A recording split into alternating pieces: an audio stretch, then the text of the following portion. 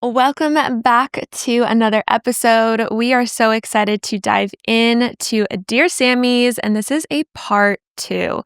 You guys sent in the best questions. We had to make a 2-parter to this, and I'm so excited to dive in. I feel like this one has some different questions than the first one. If you haven't listened to the first one, we'll link it in the show notes below. But let's dive in, Sam. These are some good questions. I'm in Austin, Texas still.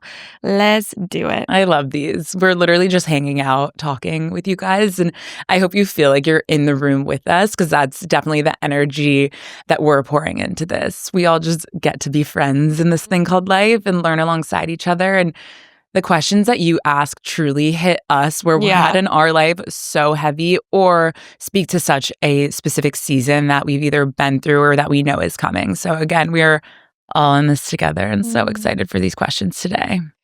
First question is hyperfixation meals. I feel like y'all know mine. Chicken. Sam's part chicken. I'm literally a chicken. No, but in all seriousness, I'm obsessed with my bowl of chicken. Guys, it's just something I crave. It's simply something I crave every single day. But I'll tell you what I do, and I'll tell you why I know it's great. 1, I know my body craves protein. And 2, Whole Foods, you can buy pre-packaged pulled rotisserie chicken that just has salt and pepper. Smart. It is so easy. There's zero prep time. So every day for lunch, I get my big old bowl of chicken, and I use the Flamingo Estate olive oil. You need a good olive oil. And I do a little drizzle of my olive oil, and then I do my Maldon sea salt. Not all oils and salts are equal. I love my Flamingo Estate oil, and I love my Maldon sea salt. And then I'll have fun and I'll add in, I love my raw cheese. I'll do some tomato. I love an avocado, really whatever I'm craving. But the base of that baby is chicken. And I crave it. I'm crazy. I crave it every single day. And what I've realized about my body, and this just goes to show how connected I am with my body, when I try to have fun at lunchtime, where I'm still halfway through my day and have so much work that I get to do the rest of the day, I become lethargic. So lunch for me is something simple, it's high protein, and it's to give me energy. And it's not this like really flavor complex. Something random about me, if I eat a raw onion during the day or garlic during the day, like I can't get that scent off of me, and it drives me nuts while I'm speaking in meetings, or like, when you're just wearing what you had for lunch. I can't do that. So I stick to my simple chicken. Another hyperfixation, not meal, but thing that I've been doing, and I know JT loves this too. So I'll do, typically around dessert time, because I have such a sweet tooth to end my day, I do a yogurt protein bowl. So what I'll do is take probably about 3 scoops of Greek yogurt. I love, is it Fage, F-A-G-E. Okay. From Whole Foods. I'll do like 3 scoops of that, so much protein. And I actually learned this from my nutritionist, Shira. She came to Austin recently for something we're doing for Form. And I just love watching the way my nutritionist eats, because it's like Bible to me. And then I'll do 1 scoop of protein powder. My favorite protein powder is the vanilla from ProMix. And then since it's nighttime, I'll also do a scoop of my Beam Dream powder, which has melatonin and like a few other great things for your sleep. And they have a bunch of yummy flavors as well. So I'll do a vanilla protein powder and a sea salt caramel Beam Dream, or I'll do a chocolate protein powder with a chocolate brownie Beam Dream. Mix that all up so it's not chalky, and I can get it really creamy. And then I add in yummy fruit, maybe a little granola. I love the cookie granola from Purely Elizabeth, some chia seeds, a little cacao nib for texture. I'm a big texture girly. That is so yummy, and it has over 40 grams of protein. No, it's so smart. JT has been making them too. And it is actually the easiest way to get protein in and have a yummy dessert. Yes. It's like so good. Like truly, even thinking about powder and yogurt, I was kind of turned off because I don't love like chalky taste. It gets so creamy, especially if you have the right yogurt. I haven't tried it with like a coconut yogurt. I've only tried it with a Greek, which is thick, but she's thick. But it's so good. And I honestly feel like my hyperfixation, besides the protein bowls that JT makes, is my Greek yogurt bowl. So I'll have it either in the morning or it's kind of my favorite pick-me-up snack. Like I get really hungry right like at that 3 p.m. Like I've been working all day. I need like a little pick-me-up. So I'll make my Greek yogurt bowl. And this is again high in protein. The brand that I love, gosh, I actually am trying to remember. I want to say like, wait, what was the brand you said? Mine starts with an F2. Foger? Are we Mine's thinking? like Phage. Okay, I have think we're no actually idea. thinking the same one. Yeah. They have like the different percentages of Yeah. color. Okay, Yeah. perfect. That's the one I use too. Yes, it's so Twins. good. It's so good. It's so thick. And definitely when you're looking at Greek yogurts, like I'm not someone who checks the label on everything because I typically eat a lot of whole foods. Yeah. But it is pretty crazy when you see how much sugar some of these yogurt brands have in. I agree. This one is by far my favorite because I feel like I have looked to see now that I'm eating dairy again. Absolutely love it. I'll usually do the 2%, I feel like is the one I do. And then I'll add frozen blueberries. So I'll add like a cup of frozen blueberries and I get the little itty bitty ones. And then I'll drizzle this cocoa butter. It is out of this world. It's peanut butter with coconut, maple syrup, some salt. Like they mix it in. And it's kind of the consistency that's drizzable. Is that a word? Drizzable. It is now. Girl. I know, right? It's drizzable. And then what happens is you have the frozen blueberries and it drizzles on the frozen blueberries and it becomes a hard shell. So you know like the ice cream Like cones the that you would magic get? shell. Yes. And it literally brings me so much joy. And I'll even drizzle a little honey on top if I want to be a little extra. I have a question with the frozen blueberries though. Yes. You know when you like accidentally eat something frozen and it's like ooh. Yeah. You don't get that feeling the whole time. Not like at you all. like the frozen bit of it. It's so interesting because I get you. Mm-hmm. The blueberries kind of start to like soften like pretty quick. So it's the perfect, they're not like hard where you're like, ow. Yeah. It's like this beautiful, can you tell we're hyperfixated on it? It's like this like beautiful bite that's not beautiful, drizzle. That's not too cold. It's just right. I only can do frozen though. Like it's weird. The non-frozen like doesn't get to me as much. Well, I love, so Form also has a bunch of recipes, guys. And there's one in there that I'm obsessed with that we made with the frozen raspberries in a chia overnight pudding. And that to me, like it's crazy how quickly frozen raspberries you can mash up and make this insanely delicious overnight oats or chia yogurt too. It's amazing. It's so good. Yeah. And they're like so easy to make, but you're getting so many good nutrients, which I love. Yeah. That's probably my number one. I love that. Okay, next question. What are your favorite wellness habits that are free? I love that it's free because I know it's annoying if we sit here and we're like, yeah, our sauna and cold plunge. And you're like, where the hell am I getting a sauna and cold plunge? It's so true. It's too much. Like this like $5,000 thing. Like, no, we're good. Yeah. I got you. I feel like it is a blessing that we are, again, remember like back in the day, people didn't have all these things and they were tapping into wellness habits. So grateful that the universe gave us these wellness habits that are for free. Is it one or fave one? Okay. My top one that comes to mind is something I do every single morning, which is get fresh air. So I wake up and right away, Mel Robbins also speaks to this. She actually says to go on a walk. I'm not there yet. I'm a little slow in the morning. I feel like I don't like to just like get up and walk right away. Yeah. So I have like an outdoor patio and it's chilly. Like for sure I'll be in my robe, but the fresh air on my face, it is something that I feel like I have this moment of breath connection before the day starts.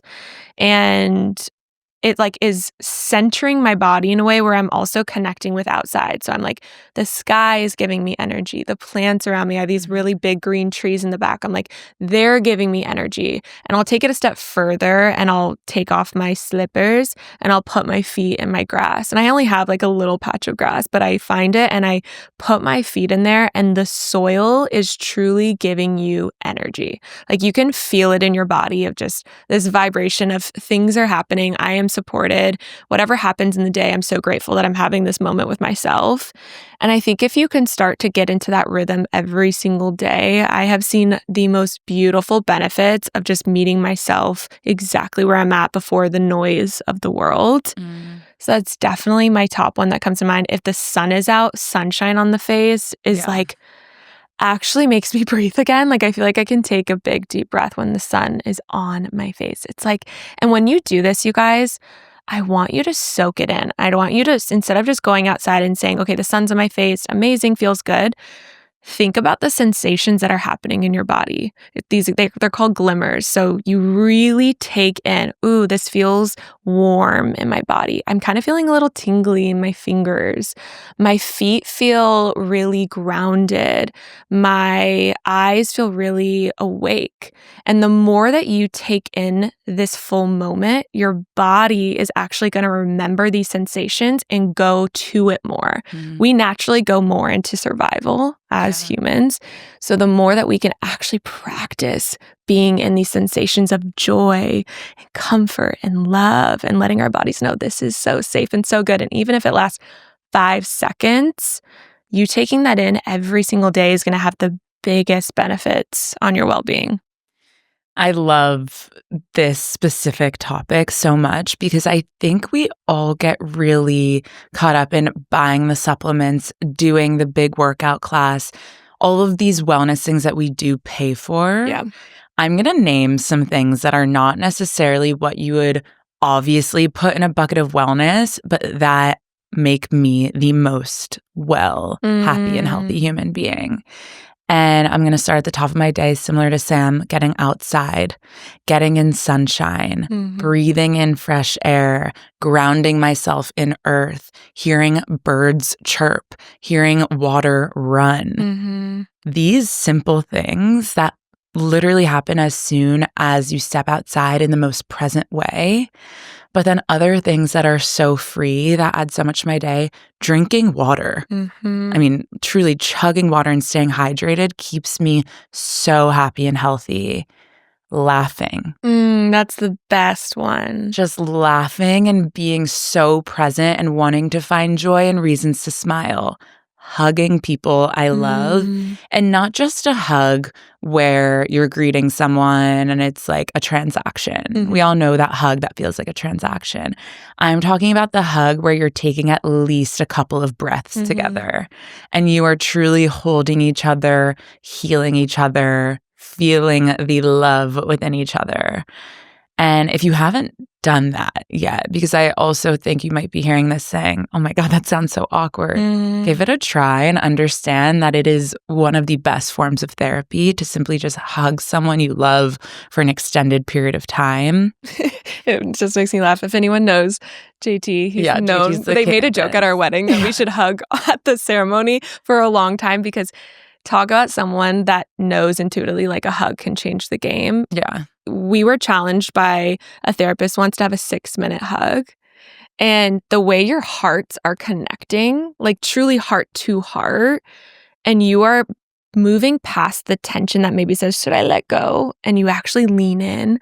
The human, it's like when you look in someone's eyes, you can feel this like deep connection. A hug is like exactly that to your system. It changes your system. You feel it and you just feel loved and cared for. And then I'll do one last one, a simple breath. Even when you're listening to this right now, breathe in. And exhale. We all have this breath, this tool, this ability to access our bodies that we never consciously use until we realize how much of a game changer it is. And I love this next question. And so much work that Sam's been doing that I've loved tapping into too, of what are tips for regulating your nervous system and stress? And when I think about simply breathing, I mean, that's the tip of the iceberg with this question. But Sam, I'd love to pass it to you for tips on regulating the nervous system and stress. Yeah, I'm so excited to honestly do so much work in this area because let me just say this, I am no expert at all. I'm getting coached personally by Britt Piper, who I'm such a fan of. And I'm also taking Sarah Baldwin's coaching program on the nervous system. So if you are interested in this topic, they both offer incredible resources and programs. And the reason that I even tapped into this is because my body has been going through a lot of stress, and I decided to take charge of my life. And one of the ways was to go to the nervous system because I could see everything that we're talking to. I could see that my nervous system was processing so much of my past that it was living in the past where I had to be like, hey guys, we're not living in that anymore, but you are in such fight or flight that I have to understand how to pendulate and bring me back to regulation. So again, I am no expert at this. I'm just going to share what I'm learning right now. And I hope that these little tools can be helpful.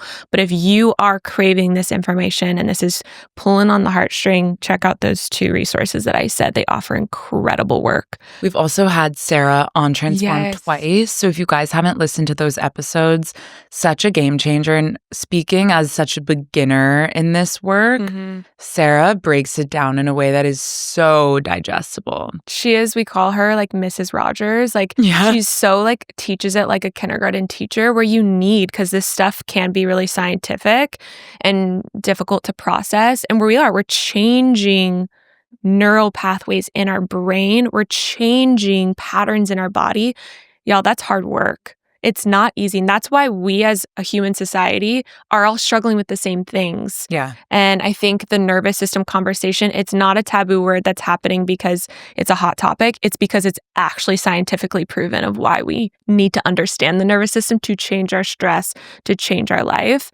So one tool that I use, first one is the glimmer, which I spoke to already. So every single day I will at my night before every single day, night before bed, I will think of my day and think about a glimmer that I had. Y'all, some days are very hard to find that glimmer. If I'm like, ooh, today was a tough one, you find it. Even if it's 2 seconds of, I heard that bird chirp. Oh, and it brought me so much joy. It reminded me of my grandma. And you soak it in. So feel the sensations in your body. Everything I just said, find that glimmer and write it down. What's happening is your body's having a new reaction and it's needed to create change. Another huge one that I love is, Sarah Baldwin teaches this, is doing check-ins during the day. So I set about 4 alarms during my day. I probably would even set more if I wasn't in so many meetings and I wasn't interrupting the meetings. But you put these check-ins in and the alarm will go off. And what you do is you truly ask your nervous system. So you say, hey, nervous system, where are you at? The best part is you don't have to overthink it, whatever it first says. So I will say, if you want to learn about the different states you are in, it'll be helpful to understand this. Being in sympathetic, being in dorsal, being in freeze, being in fight or flight, being in ventral. There is like knowledge and education that I think is helpful to understand. Once you understand, okay, my nervous system is saying it's in sympathetic. That means I'm in fight or flight right now. So that means maybe the heart's racing. Maybe my body's feeling like it's not grounded. I just want to say this, that's not wrong. It's okay to be like, oh, I just did a presentation and I was going, but maybe I needed that energy and that's okay. But checking in with yourself and then asking on a scale from 1 to 10, how much am I in sympathetic? Am I at a 10 where I'm like, I am about to have a panic attack? Or am I at a 2 and I'm feeling just a little vibrated? Then from there, you use a regulation tool. So it can be breath, it could be humming, it could be hugging, it could be laughing, it could be different tools, tapping that you learn. And once you learn these tools, then you see that your body is going down on the scale. And then that's showing your body, we're okay. We can actually turn back into some form of regulation. So if these, again, I know I kind of went hard into this area, but if this is like pulling on your heartstring, I even think tapping into these check-ins to even just ask yourself, where am I at? That's a beautiful start. It's like these little micro steps are actually what's getting our conversation with our body to speak, because our body speaks in a completely different language than our brain. It's such an important topic that we are so here to share more about and bring such experts in the space on. So if you guys do want more within the nervous system, it's something that Sam obviously is doing the work within. And even in myself going to the Hoffman Institute and doing the process, so much of that was somatic work and work deeply rooted in the nervous system. And you know, it's interesting. I think with my health journey, I had to really tap into my body first. But once I got to know my body, my nervous system was that thing that it's kind of like the heart and soul of connecting with your body. And if you want that deeper connection, I think like this is absolutely the way to get it. I agree. The next question, how is your meditation journey? Any updates within your meditations? Guys, oh my gosh, it's been honestly such a beautiful journey because meditation for me was so scary before. I never really committed to meditating because I was so scared to. It was such a place of fear of I want to live so distracted and I never want to invite in stillness because I don't know where my brain's going to go. And if that feels like you, that is definitely because you need meditation most. And that was absolutely me. And I know I just mentioned going to the Hoffman Institute and doing the process, but my daily meditation has grown so much since doing the process. And the biggest tips and tools that I have for anyone listening is, for me, the way I made meditation stick was it became such a non-negotiable and such the first thing I do and continue to do every single day.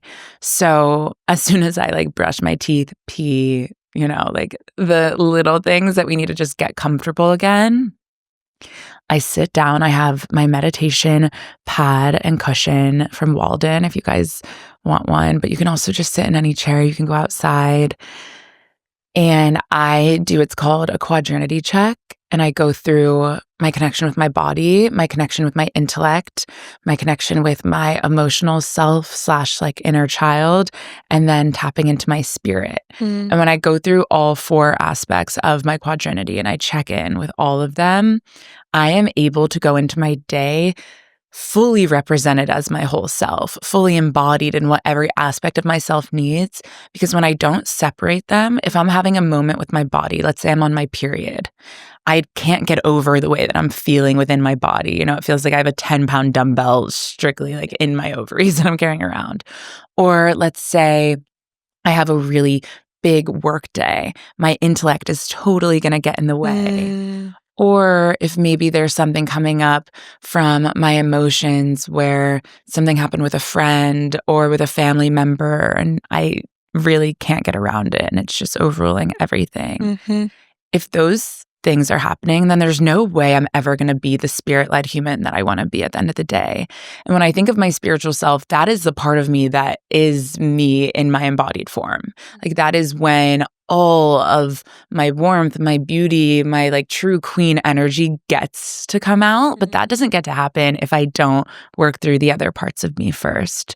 And something as simple as a 10-minute meditation in the beginning of my day allows me to check in with those parts and allows me to say yes to everything that I'm dealing with and literally out loud ask myself what it needs to see what thoughts are coming up. And then at the end too, to also do a lot of appreciation and gratitude work. And that really is, for me, the presence of gratitude is where all anxiety is removed. So when I start my day that way, I am coming in so aligned, so grounded, so centered. And I think about my old self, and I was starting my day truly looking at my phone, looking at my emails, looking at everyone who wanted everything from me versus what I wanted to give to me. And all of those things, and by the way, guys, I literally don't even look at my phone now until all of this is done. But all of those things I used to start my day with were not only interruptions to my intentions for that day, but literal emotional intrusions. They were intruding on my day. The world was taking away what my intentions were for my day before I could even say yes to what I wanted to do for me. And if I knew meditation was going to allow me to unlock the gift of pure self-love that I have now found and so much intentionality and so much gratitude, I would have started this so much sooner. Yeah. But it was a really intimidating thing to just, I think a lot of people think you're just sitting there in silence and it's boring.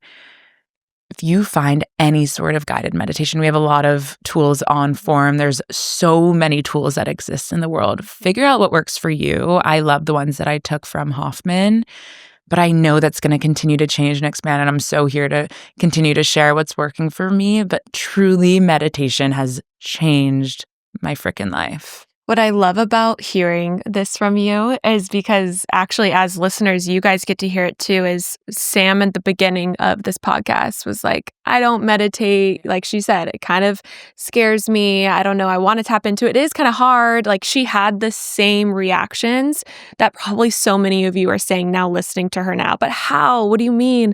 I can't get rid of my thoughts. Like we all get it. And I think that what's been beautiful is you did it in your own time. I don't feel like you pressed into meditation until you felt like you were really ready. And I think with these wellness tools, it's not about checking that list. It's about intuitively knowing what tool you need.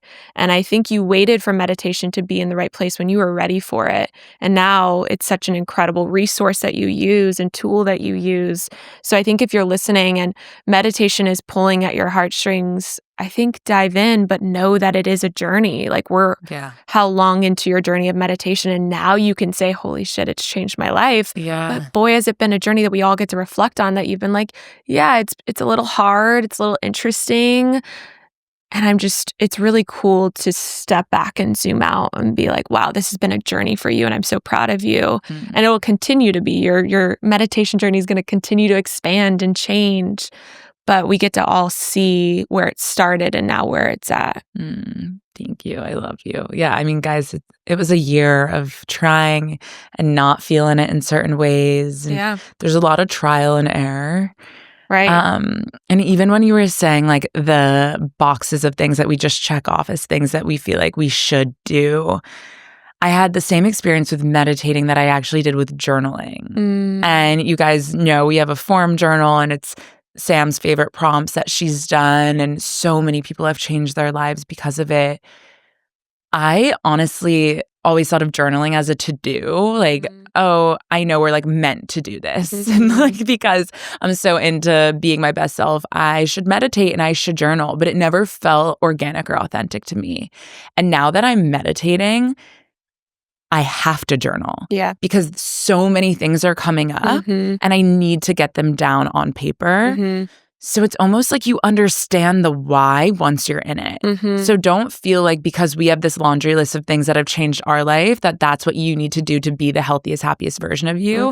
When you start doing something that actually hits, the next thing is hand in hand. And for me, that meditation became that hand in hand to journaling, and one cannot exist without the other. And when I meditate, if my journal's not there with my favorite pen, I can't actually get into my meditation practice. It's so good. It's making me think of, because I feel like we get this question a lot, which I understand. I get overwhelmed too, of if you're listening, I want to be a meditator. Or when I talk to people, sometimes they're like, I tried, I can't.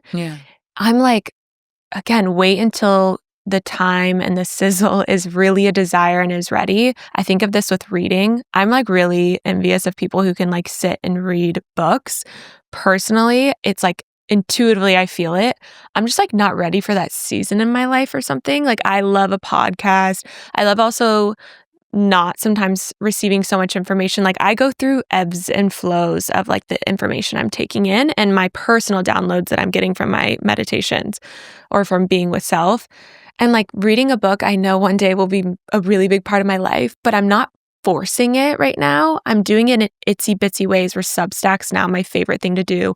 Before bed, I'll read like blogs. And that's like my intro into gonna pick up a book one day. I've picked up a book in my life. Yeah, she has read books. I graduated high school. Not college, but high school. Yeah, didn't go to college, read a book. But my point is I know that time will come, but it's just letting yourself flow of what's best for you right now. So if journaling is the first key end, go there. Meditation, I go have there. to comment on the book thing because I totally agree. I think I'm so extroverted that I actually crave being in a social setting and talking to a person versus reading a book is a very introspective tool. Like it's a solo solitude type of habit.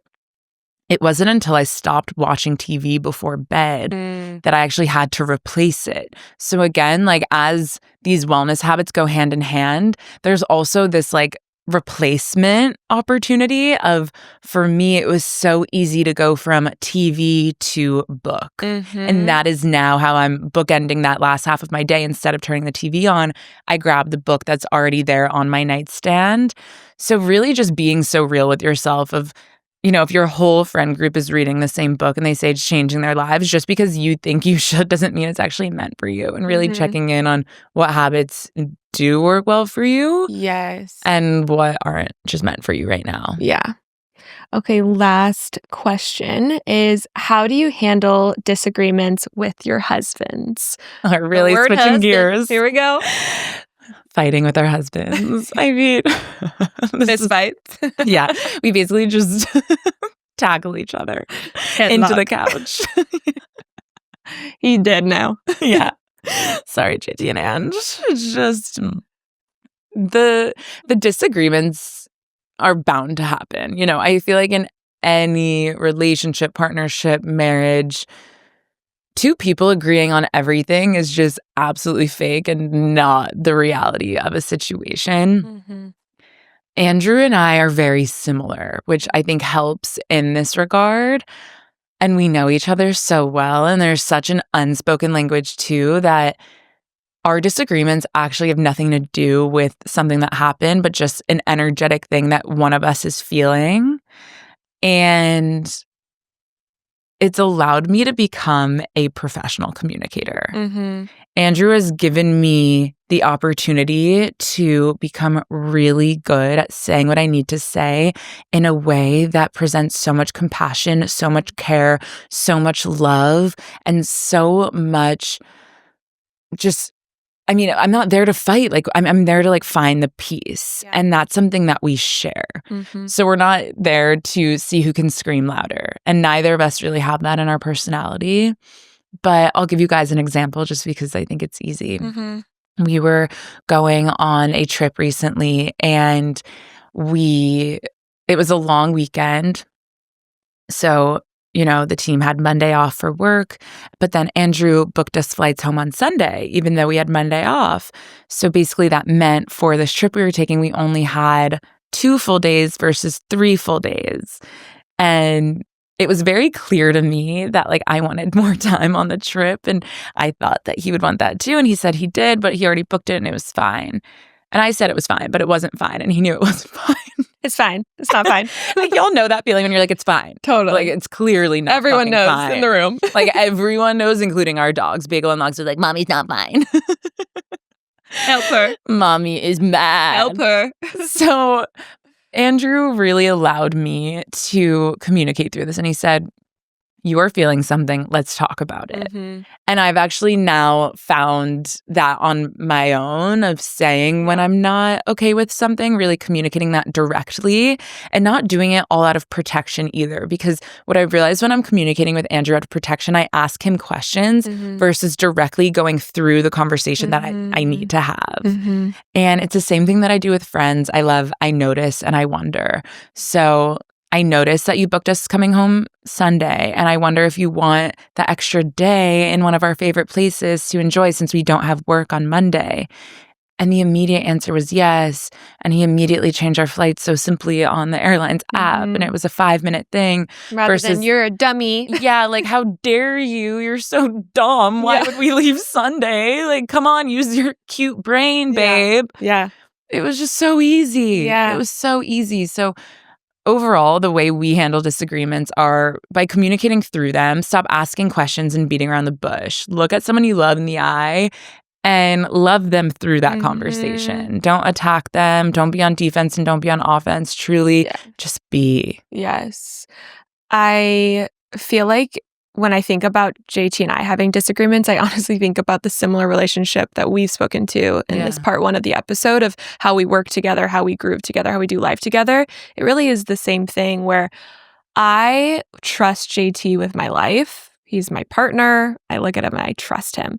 So when we have a disagreement, I'm not looking at him as he is wrong or he is not looking for my best interests. I actually look at him as he is looking out for me always. Mm. So instead of accusing or blaming or like you're saying, just like going at it, I pause and I allow myself to see this person that loves me and that I trust, that they are speaking, whatever they're saying and whatever I'm saying, and that we can trust each other so we can meet each other in that.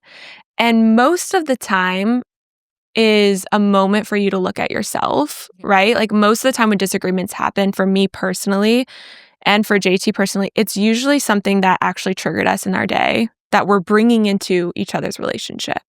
Something that is actually going on within us where we have to pause and be like, okay, is this really about this situation?